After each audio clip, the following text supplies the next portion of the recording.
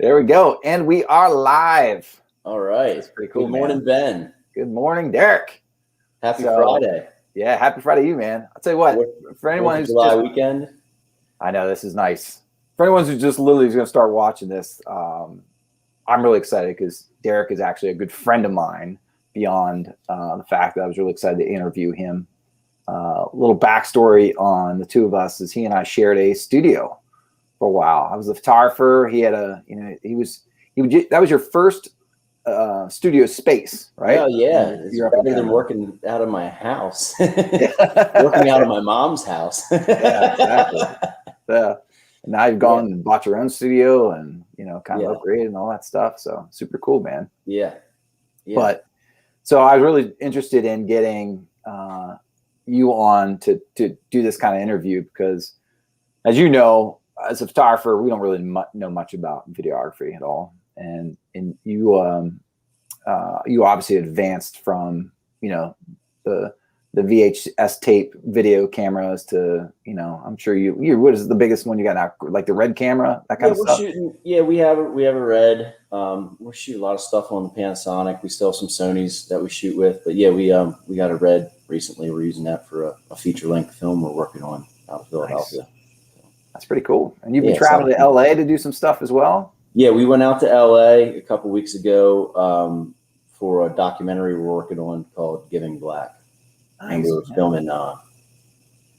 were filming things for the cannabis industry, and the industry is booming. It's the largest cannabis industry in the world. It was interesting to get a peek behind the curtain and see how it all works out.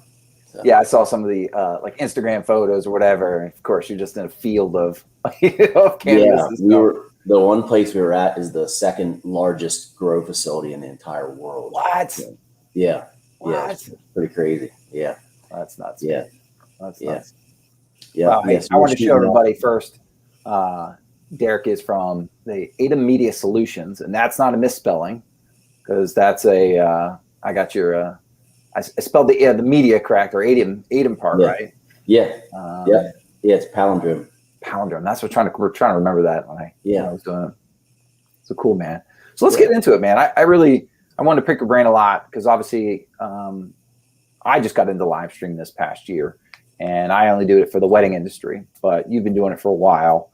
And so just tell me a little about, like, how did you start live streaming? We started doing live streams probably 4 or 5 years ago for a couple clients, and we used to sub it out to a subcontractor. So we would handle the video and the lighting and the audio. And then we partnered with a guy named Daryl who would provide the streaming services for us. And back then, I think we were using a service called Ustream. I think Ustream got bought out by somebody else. And, he could make it so that people could log in, password protect it, things like that, monitor the speed of the stream and keep the quality either up or down, depending on what the speeds were.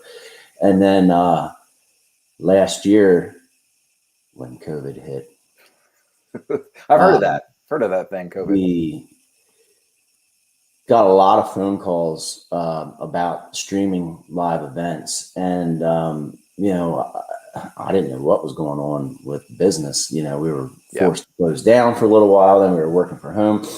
So, normally we would do 2 to 3 streams a year, and last year we did like 17 or 18 streams. So I invested in the hardware. We bought the Hdmi Pro, and we bought some other, hardware and equipment and things like that. And we started doing a lot more live streams last year. So it worked out pretty well. Yeah, we were able to come through and help people that needed our help them get their virtual event off. And, it definitely was a boost for us business wise. And like I already said, it felt good to be able to help our clients and help our partners get their message out to people. So what type of events were these? These are all corporate, or was this? Yeah, most of it was corporate. Some of them, we do a lot of work for nonprofit organizations. There's some nonprofits that we do free work for, and then there's a lot of nonprofit jobs that we do at a discount. And a lot of these nonprofits have like an annual gala or fundraiser or things like that. So a lot of those events, they went virtual and, went live. So majority of it was those. There was some other companies that had just some corporate fun events that they would normally do in person. For example, the one client we worked with normally has like a big cookout or barbecue, and they're trying to figure out how to still have that event. So they switched it to a pizza party. So what they did is they had this company is like a bigger, 2,500, 3,000 employee company. And so what they did was they actually mailed out $20 gift certificates to the 300 people that were supposed to attend the event, and everybody was supposed to order their own pizza. And then we had pizza at the stream, and there was a small event at their corporate center where we streamed it out, and people were eating their pizza together, and they were going through PowerPoint and just some internal company info and stuff like that. So that was an interesting one. What else do we do? We're working on one now where this one guy wants to do a live Q&A. It's totally a video that we could record ahead of time and just stream it to somebody as if it was live. But he wants to do like a product demonstration live and be able to answer questions live from the audience. So I told him, I said, hey, we could record this ahead of time and just play it and it's part of your presentation. He's like, no, I want to do it live. I was like, you crazy son of a bitch. All right, let's do it. I was like, if you like mess up, you have to just roll with it and keep going because because we're live and everything. So, and I'm sure that's how you sort of have to feel at some point, during the weddings, if you're live streaming something. So yeah, that'll be the first thing that we're doing. It's kind of like it's some sort of presentation that's live, but he doesn't exactly know how it's going to go, depending on what people ask and what people ask him to do and things like that. So that one should be interesting. Are you offering multi-camera setup for these kinds? Yeah. A lot of our stuff is multicam. Yep. Yeah. So like I said, we're using the Hdmi Mini Pro. It's a Blackmagic product. We can run up to 4 sources into it. So normally one source is like some sort of PowerPoint presentation. And then we'll have 1, 2, or even 3 cameras. And then we can switch back and forth. So we did a streaming service of the Lancaster Theological Society graduation. So for that, we had 3 cameras. That was pretty cool. That was a job we did with George Winchell at Winchell Media. And that was switched back and forth. And the other thing we can do is, like, if we want, we could put a green screen behind the whole PowerPoint presentation. So if you would imagine, doing an entire PowerPoint presentation with, the chroma key green behind it, you can flip through that and you can do like an overlay. So even when you're switching throughout your 3 cameras, you would still have, like lower third graphics across the bottom. So if you're doing a graduation, you could do a PowerPoint with each graduate's name, and then as they're being called up on stage, you're flipping through the PowerPoint, and then each person's name is coming up on the bottom. And then there were some people that couldn't make it, so we had a photo of them come up on the screen, when their name was called. So that sounds ambitious. It can be complicated. It can be simple. You can make it however you want to make it. And so how are you connecting your cameras? Are you doing any kind of wireless HDMI, or are you hardwired? So mostly we're hardwired HDMI. The unit we bought is HDMI. It's considered professional grade, but it's one of the cheaper, lower end. I think they're like $900 or something like that. Yeah. And it connects to HDMI, which in my world, in the higher end professional video setting, you want to be using like an SDI cable, which has the locking connector, the locking old school BNC style connector. Because with HDMI, somebody could potentially walk by and kick it out, or the HDMI ports can get stripped out. So we didn't buy an SDI unit just because I didn't know how many of these streams we were going to be selling. I didn't know if the live stream was going to go away when COVID went away. When COVID started to get more under control. But so it's all HDMI connections. Now for that, the graduation that we streamed, we did have one camera hooked up through a wireless Teradek unit. Teradek. Okay. Yep. So how do you like the Teradek setup? Oh, it's great. Yeah. They're great. There's minimal latency or delay or anything like that. The signal range is pretty good. They're pretty much one of the industry standards in that business. They're pretty much the top dog, best there is. So yeah. Now, are you using any on your connections? Are you using any kind of repeater kind of thing where you're running long cables? You need to worry about signals running from a long HDMI cable. Are you doing? We haven't used that yet. I do have an HDMI signal booster, but I haven't had to use it yet because we haven't been in the situation where the cable would have been running longer than 50 feet. We used the wireless. We use the wireless transmitter and receiver for that. So is that kind of your break point then? You would say, like how far you try to go run wired to wireless? Well, because back in the day, like I'm talking like when I first started my company back in like 2006, back in 2007, 2008, we used to do equestrian events, hunters and jumpers, like horses jumping over fences and trotting and stuff like that. And there was times where sometimes they would ask us to run like a live stream of whatever our camera person was shooting into like their cafeteria area or like event area. Yeah. And sometimes that was 200, 300, 400, 500 feet away. And we were using S-video cables back then, or even regular standard definition, video RCA cables. And I just remember from that experience, every 100 feet, you know what? No, we use an adapter and we would run to coaxial. So we would run coaxial cable. And then about every 100 feet, we have to run a booster. Wow. So signal booster. But with HDMI, just from what I've read, anything over 50 feet, 100 feet, you should probably. Yeah. So if you were to go back and kind of, obviously you've got gear in the box right now for things, what would you invest in as far as that kind of connectivity? What would be your go-tos? For just any kind of connectivity. There's questions always come up. It's like, hey, I want to run multicam. What's you're talking about the switcher? What switcher would I use? Well, switcher or wireless. Wireless setups. Like what's I mean, for the wireless, I would recommend the Teradek. There are other brands out there. Just make sure you do your reviews. Maybe talk to some other people, but the Teradek has worked fine. For the switcher, we also have a Roland V1 HD.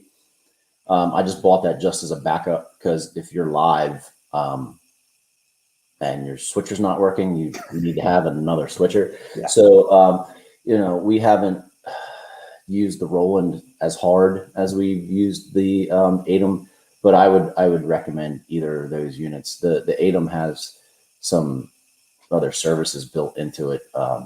Like it can record ProRes files and stuff right to a hard drive.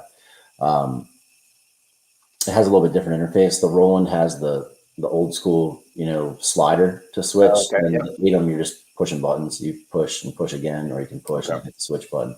So it's a little bit different setup, but they're both tiny. They're both probably less than a foot long, 3 or 4 inches tall. So they're not as big as your old school television station style switchers. They work great. So the Roland V1 HD is good. The Hdmi Mini Pro works well. And then we've been streaming either through YouTube, through Zoom, and we signed up for a service called Webinar Ninja that we've used to get some of our messaging out to people. there's some pros and cons to the actual interface with the chats and the comments and surveys and stuff like that. You can have built into it. But what I really like about that software in particular is the automatic follow-ups and reminders that it has. So That's once nice. people sign up for the event, it gives them like a 1 week away reminder and like a 24 hours reminder and a 1 hour reminder that the meeting's about to start. And immediately after as soon as that meeting's over, it automatically like sends out follow-up emails and stuff like that to everybody. And it's all branded with whatever client's artwork or logo and things Yeah, like that. I've used Zoom webinars a lot for that exact reason, the follow-ups, the automated, having a contact form that you can actually do registration forms that are really nice. You can embed those all over the place. That's really nice. And the follow-ups and even your panelists, like even reminding your panelists separately and all that kind of stuff. But what I found though, when I was trying to do it for actual events, like so when I was doing,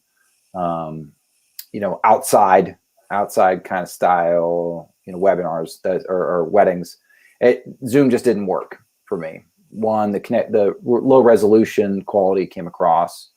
Some of the UX experience for the other people, and quite frankly, when I'm doing weddings and that type of events, or it could be about mitzvah, those kind of things, one-way communication was probably better versus that two-way communication, because you don't have to worry about someone silencing their, or putting themselves on hold, and that on hold, music comes up or all that kind of stuff. So, and so that actually just made me think of the connectivity. So what are you doing for like internet? Are you hardwiring for these events? We're not. We've got asked to do some jobs where we would have a pack, like a backpack, I call them, to stream from, but we're sticking with hardwire. In most places we go to, we go there for some sort of rehearsal, and we'll run a speed test on their upload speeds and download speeds. But having fast internet's definitely key. When we did that graduation for the seminary, we actually did 2 streams for them 2 different days in a row. And the one building we were at, the internet speed started to drop significantly. And there were some people in the chat box saying that, there was either stuttering or the quality went down. But then that lasted for about 5-10 minutes. Their IT person was on site there, and they were trying to figure out what was going on, and they couldn't explain it. It was just, I don't know, glitch in the matrix. The internet, man. I don't know. That's the heartbreak of it. Everywhere else we've done it from, we've had fast uploads and download speed, and it hasn't been an issue at all. We did a couple streams a couple years ago at Willow Valley Hotel, or the DoubleTree at Willow Valley. They had fast internet. That worked out nice, and a couple other places. We've done some streams from the Lancaster Convention Center. They got super fast internet. Yeah, so that's that place is a workhorse for stuff. Yeah, I know that if anyone's watching this, you can check out the other video we've done where I interviewed the VP of Engineering for LiveU. So cool. And we talked about the Solo and talked about the pack and all that kind of stuff. And it's pretty amazing, but cost wise, I really had an issue. It was because you pay $1,000 for the unit, and then your recurring charges are about anywhere from $300 to $500, depending on how many connections you get. Which obviously, if you're doing it a lot, right? That's great, but you're kind of committed to it. So that's something we could bake into our price, and tell the client that's going to be an extra charge to do something like that. It's just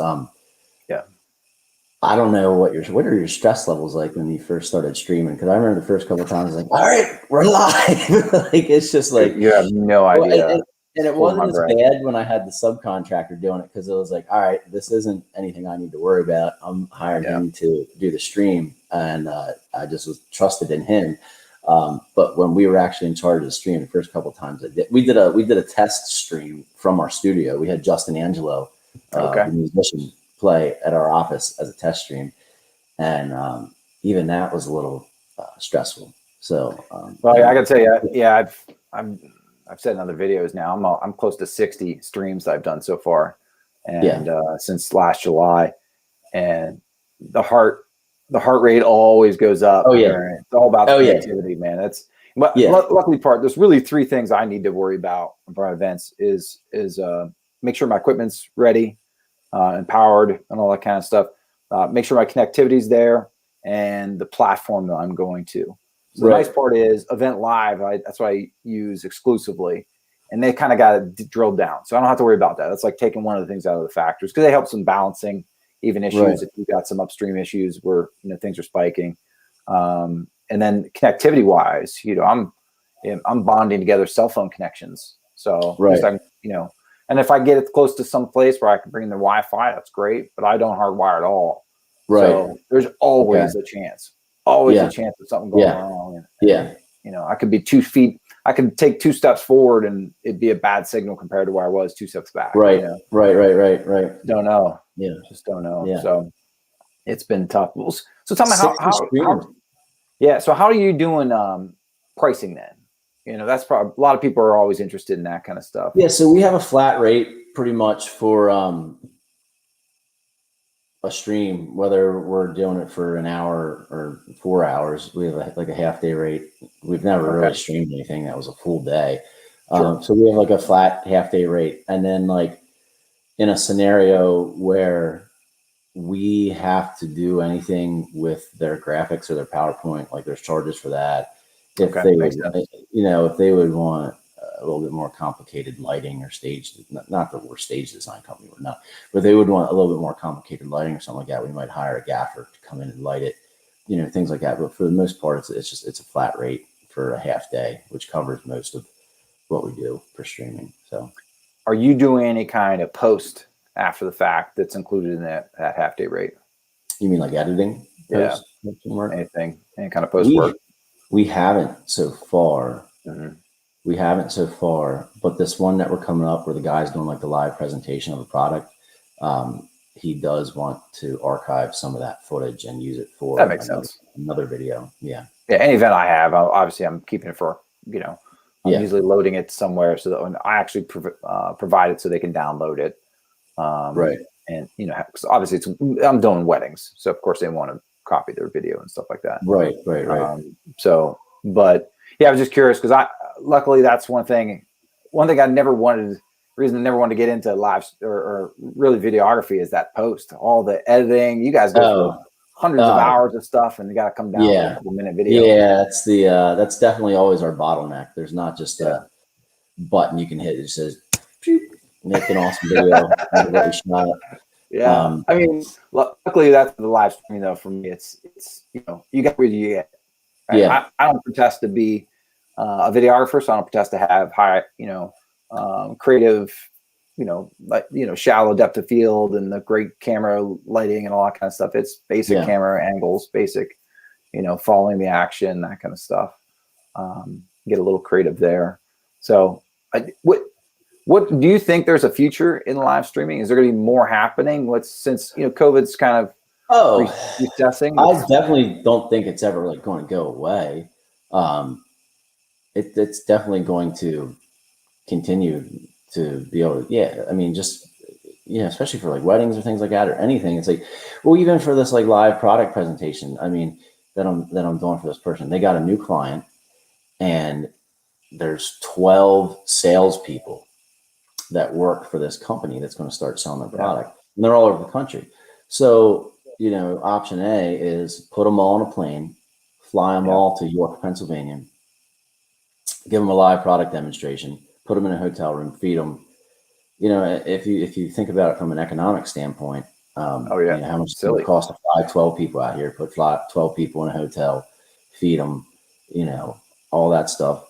And that's even assuming the risk of COVID is minimal at this point between vaccines and natural immunity and things like that. But even just from an economic standpoint, agreed. Yeah. It's why not do it this way? And a lot of people are going to think with their wallets more about stuff. It's nice to travel, but if you don't have to do it, or in your case, a wedding, if somebody can't fly out, you can watch it live. So I definitely think streaming's going to be here to stay. Well, it's funny you say that economics, because even from the wedding side, people think of it that way. I've had people think about, okay, well, these 20 people who I can't, or we say I can't afford to bring in or 50 people, right? I'll have my wedding to only 50 size now versus 100, 150. Each one of those persons at, I don't know, $75 a head, $100 a head, whatever, right? So now looking at bringing me in to help at least them feel connected it's a win-win, right? They're saving money technically. They still feel like they're inviting their friends and family. So I think that makes sense in both, we'll talk with the wedding industry or commercial, right? Because I think the same thing. I think instead of bringing it, and some of these guys have 100 salespeople, right? They have all over the world, and I'm sure they've been doing kind of Zoom style stuff. But if they could up their production value, I think it makes sense. Do you think you can make a living live streaming? I do think you can make a living live streaming if you work it. I mean, with anything in life or with anything in business, you're going to get out what you put into it. I personally don't plan on making live streaming like our main focus on our business. But we bought the hardware, we trained and learned how to do it, and we have experience. So, we're going to get some business out of it. I mean, we have like 100 clients, even at 10% of them each streams. I mean, that's still work to be done and ways for us to help our clients. So, that actually made me think about what's that? That made me think about clients, right? So, one of the things we're trying to accomplish by having these kind of interviews is helping folks, in business as well as figuring out the live stream part. So, what are some of your strategies of gaining new business? Like, tell me some tips and tricks that maybe some guys out there just want to, start doing some of this kind of stuff. Well, the number one thing I would say is customer retention of the people that you're already doing business with. You don't want to run your business like, those revolving doors that you have, where people are kind of spinning around. Some people are coming in, some people are going out. Because if you're getting customers in and you have just as many customers leaving at the same time, you're just spinning your tires. So the number one thing I would suggest is when you do get clients that you enjoy working with and you enjoy producing content for, make sure you build a really good relationship with them so that you keep them and attain them as a client, and they want to keep working with you and they want to enjoy working with you. If you don't like working with a client, and easy come, easy go. But as far as client acquisition and gaining, a lot of our stuff comes from referrals or word of mouth. We've been in business for 15 years. We're celebrating our 15th year in business this summer.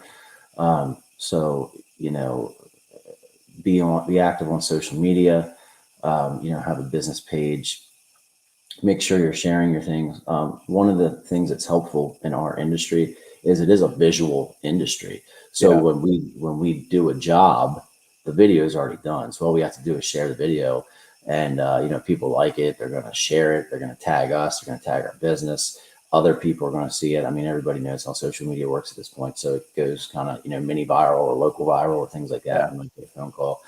The other thing we do that really helps is, believe it or not, email marketing. We attempt to make a monthly video newsletter. It's called the Hdmi Media Minute. It's more likely like bi-monthly than it is monthly. Every once in a while, we might hit 2 months in a row.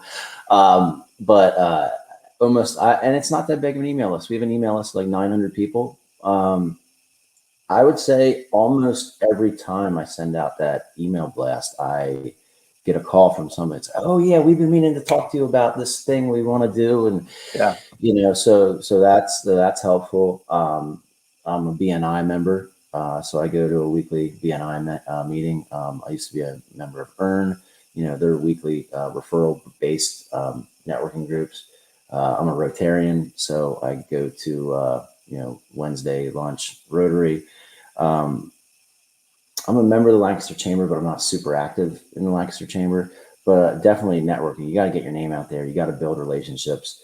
You got to be the person that people think of when they need your service, and that goes for any business. That's not just streaming or video production or anything. So you got to get out there and you got to work it. You know, you got to meet I people. know. I mean, that's basically, people ask me how I got that many, weddings in 1 year. Well, I went through the Wedding Wire and went through the Knot, 2 websites. Yeah. I looked at every single venue. I had a spreadsheet. On that spreadsheet, I put down the contact's name, email if they had it, phone number, so and such and such. I have notes, and I found in our area there's 100 wedding venues that are within a 50-mile radius. So then I went and targeted those. Right, I emailed them all, follow up with a phone call. Yeah. So that just basically all of a sudden it grabbed 1 or 2 of those. You get those 1 or 2, and to your point, you nurture those 1 or 2. Right, you just make sure they're there, they're super happy, they're everything else. And say, hey, would you be willing to refer us to anybody else? Boom. Next thing you know, it's somebody else. And then you put that on social media and you follow up with that, So same thing. I really totally agree with you on trying to get, the ball rolling. I think one of the things, you and I always did so well together as a studio, sharing a studio together, is because we did that, right? We always brought people in. We tried to network, tried to share our contacts, Right. Well, and that's how we met. We met at a networking event. Yeah, that's right. Yeah. Remember where were we? The Stockyard Inn. Yeah, that's right. Stockyard Inn, which is going to be no longer in existence. You were a Rotarian. You were in BNI. So I mean, those same things, work for you as well. So it all applies, man. It really does. So any suggestions on into like anybody who's starting out? Like, do you have any kind of keep it simple? Do you say reach out to somebody, make partners? What would your strategy be? What, somebody that's thinking about getting into the streaming business? Yeah.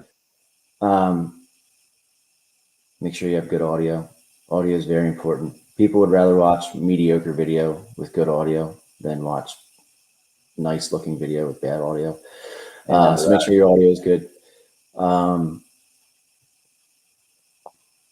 Just work it. You can do anything you want. You just got to put your mind to it, manifest your own destiny. Yeah. So what was something you wish you knew when you first started streaming?